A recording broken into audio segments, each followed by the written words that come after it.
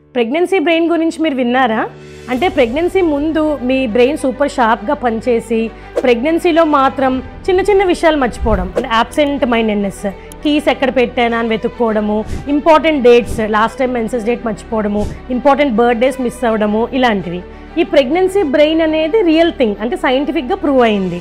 ఎందుకంటే ప్రెగ్నెన్సీలో వచ్చే కొన్ని హార్మోన్ చేంజెస్ వల్ల, increase levels of oestrogen, progesterone వల్ల ఈ మనకి బ్రెయిన్ ఫంక్షన్ ఎఫెక్ట్ అవ్వడము, అండ్ కొంచెం స్లీప్ అది డిప్రైవ్డ్గా ఉంటారు కదా, లైక్ ప్రెగ్నెన్సీ డిస్కంఫర్ట్ వల్ల, నైట్ టైం ఫ్రీక్వెంట్గా యూరినేషన్కి రావడం వల్ల, ఇంకొంచెం మెంటల్ స్ట్రెస్, బేబీ కోసం ప్లాన్ చేస్తూ డాక్టర్ అపాయింట్మెంట్స్, వీటన్నిటితో కొంచెం స్ట్రెస్గా ఫీల్ అవ్వడం వల్ల ఇవి కొంతమంది ఎక్స్పీరియన్స్ చేయొచ్చు.